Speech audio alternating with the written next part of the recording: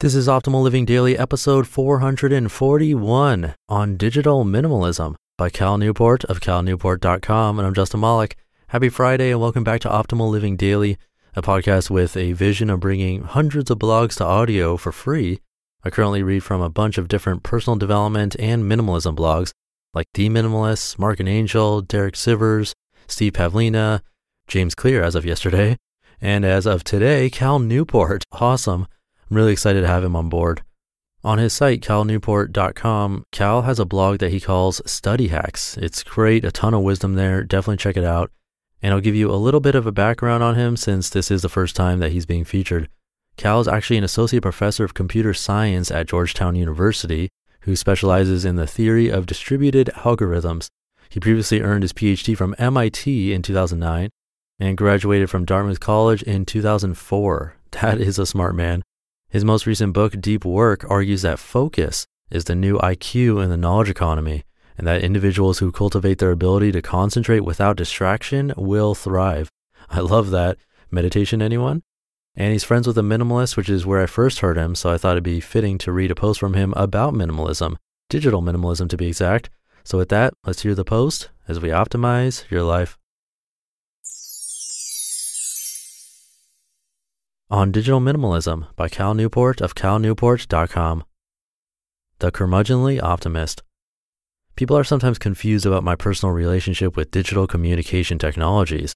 On the one hand, I'm a computer scientist who studies and improves these tools. As you might therefore expect, I'm incredibly optimistic about the role of computing and networks in our future. On the other hand, as a writer, I'm often pointing out my dissatisfaction with certain developments of the internet era. I'm critical, for example, of our culture's increasingly Orwellian allegiance to social media and am indifferent to my smartphone. Recently, I've been trying to clarify the underlying philosophy that informs how I think about the role of these technologies in our personal lives. Their role in the world of work is a distinct issue that I've already written quite a bit about. My thinking in this direction is still early, but I decided it might be a useful exercise to share some tentative thoughts, many of which seem to be orbiting a concept that I've taken to calling digital minimalism. The minimalism movement. To understand what I mean by digital minimalism, it's important to first understand the existing community from which it takes its name. The modern minimalism movement is led by a loose collection of bloggers, podcasters, and writers who advocate a simpler life in which you focus on a small number of things that return the most meaning and value, often at the expense of many activities and items we're told we're supposed to crave. Minimalists tend to spend much less money and own many fewer things than their peers. They also tend to be much more intentional and often quite radical in shaping their lives around things that matter to them. Here's how my friends Joshua and Ryan, aka the Minimalists, describe the movement. Quote, "Minimalism is a lifestyle that helps people question what things add value to their lives. By clearing the clutter from life's path, we can all make room for the most important aspects of life: health, relationships, passion, growth, and contribution," unquote.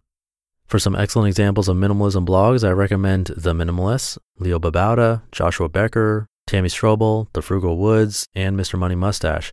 See also Joshua and Ryan's sharp documentary on the topic, now streaming on Netflix. These ideas, of course, are not new. The minimalism movement can be directly connected to similar ideals in many other periods, from the voluntary simplicity trend of the 1970s to Thoreau. But what is new is their embrace of tools like blogs that help them reach vast audiences. I first encountered this movement through Leo Babauta's Zen Habits blog about a decade ago. This was the early days of Study Hacks, and these sources soon played a major role in transforming my writing and speaking during this period. Most notably, they shifted my attention away from the technical aspects of studying and toward the philosophical aspects of creating a meaningful student experience.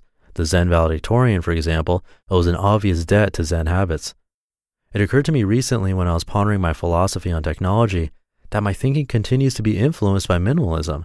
I realized, perhaps usefully described as an advocate for a new but urgently relevant branch of this philosophy, a branch focused on the proper role of digital communication technologies in our increasingly noisy lives. Digital minimalism. Adapting some of the above language from Joshua and Ryan, I loosely define digital minimalism as follows. Digital minimalism is a philosophy that helps you question what digital communication tools and behaviors surrounding these tools add the most value to your life. It is motivated by the belief that intentionally and aggressively clearing away low-value digital noise and optimizing your use of the tools that really matter can significantly improve your life. To be a digital minimalist, in other words, means you accept the idea that new communication technologies have the potential to massively improve your life, but also recognize that realizing this potential is hard work. Here's a preliminary list of some core principles of digital minimalism. Number 1, missing out is not negative. Many digital maximalists who spend their days immersed in a dreary slog of apps and clicks justify their behavior by listing all of the potential benefits they would miss if they began culling services from their life. I don't buy this argument. There's an infinite selection of activities in the world that might bring some value. If you insist on labeling every activity avoided as value lost, then no matter how frantically you fill your time, it's unavoidable that the final tally of your daily experience will be infinitely negative. It's more sensible to instead measure the value gained by the activities you do embrace and then attempt to maximize this positive value. Number 2, less can be more. A natural consequence of the preceding principle is that you should avoid wasting your limited time and attention on low-value online activities and instead focus on the much smaller number of activities that return the most value for your life. This is a basic 80-20 analysis. Doing less but focusing on higher quality can generate more total value. Number 3, start from first principles. Digital maximalists tend to accept any online activity that conceivably offers some value. As most such activities can offer you something, few people would write an app or launch a website with no obvious purpose, this filter is essentially meaningless. A more productive approach is to start by identifying the principles that you as a human find most important, the foundation on which you hope to build a good life. Once identified, you can use these principles as a more effective filter by asking the following question of a given activity. Will this add significant value to something I find to be significantly important to my life? Number 4, the best is different than the rest. Assume a given online activity generates a positive response to the question from the preceding principle. This is not enough. You should then follow up by asking, is this activity the best way to add value to this area of my life? For a given core principle, there may be many activities that can offer some relevant value, but you should focus on finding the small number of activities that offer the most such value. The difference between the best and good enough in this context can be significant. For example, someone recently told me that she uses Twitter because she values being exposed to diverse news sources. She cited in particular how major newspapers were ignoring aspects of the Dakota pipeline protests. I don't doubt that Twitter can help support this important principle of being informed, but is a Twitter feed really the best use of all the internet has to offer to achieve this goal? Number 5, digital clutter is stressful. The traditional minimalist correctly noted that living among lots of physical clutter is stressful. The same is true of your online life. Incessant clicking and scrolling generates a background hum of anxiety. Drastically reducing the number of things you do in your digital life can by itself have a significant calming impact. This value should not be underestimated. Number 6, attention is scarce and fragile. You have a finite amount of attention to expend each day. If aimed carefully, your attention can bring you great meaning and satisfaction. At the same time, however, hundreds of billions of dollars have been invested into companies whose sole purpose is to hijack as much of your attention as possible and push it toward targets optimized to create value for a small number of people in Northern California. This is scary and demands diligence on your part. As I've written before, this is my main concern with large attention economy conglomerates like Twitter and Facebook. It's not that they're worthless, but instead it's the fact that they're engineered to be as addictive as possible. Number 7, many of the best uses of the online world support better living offline.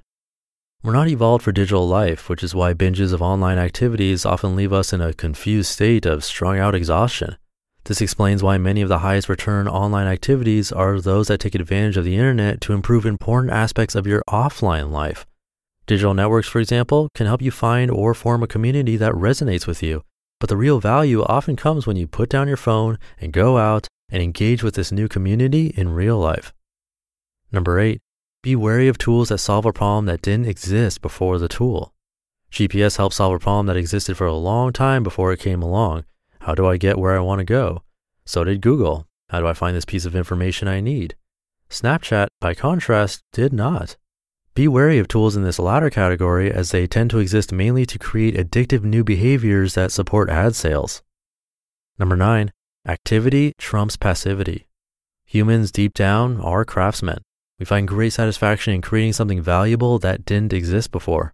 Some of the most fulfilling online activities, therefore, are those that involve you creating things as opposed to simply consuming.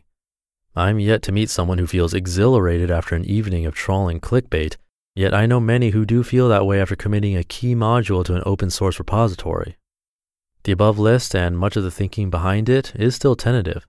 I should also emphasize again that it applies almost exclusively to the role of digital technology in your personal life and is largely distinct from my thinking about how to integrate technologies productively in the professional sphere. But there's something coherent lurking in the background here that I will continue to work through.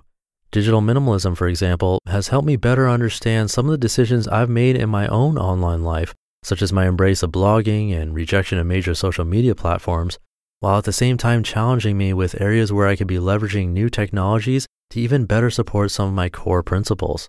In other words, like any productive philosophy, it gives me both clarity and homework. The bottom line of this general thinking is that a simple, carefully curated, minimalist digital life is not a rejection of technology or a reactionary act of skepticism. It is, by contrast, an embrace of the immense value these new tools can offer, if we're willing to do the hard work of figuring out how to best leverage them on behalf of the things we truly care about. You just listened to the post titled On Digital Minimalism by Cal Newport of calnewport.com. And fun side note, I actually read almost all of the minimalism blogs that he mentioned in this article to you right here on this show. And the ones I don't, well, I'm going to check those out too now. Again, this was from calnewport.com. Come check him out and his book, Deep Work. Like yesterday, I'll keep this ending minimal because the post was longer than usual. So have a great start to your weekend, and I'll see you tomorrow, where your optimal life awaits. Hey, this is Dan from the Optimal Finance Daily podcast, which is a lot like this show, except more focused on personal finance. Justin handpicks the best posts he can find from blogs and authors like Ramit Sethi, Mr. Money Mustache, and more, and I read them to you 5 days a week. So if you enjoy this podcast, come on over and subscribe to Optimal Finance Daily too. And together, we'll optimize your financial life. You've been listening to Optimal Living Daily. Be sure to hit the subscribe button to stay up to date on each new episode, and head to oldpodcast.com. That's OLDpodcast.com for a free gift, as well as more actionable tips and resources to help you maximize your potential. Thanks for joining us, and remember, your optimal life awaits.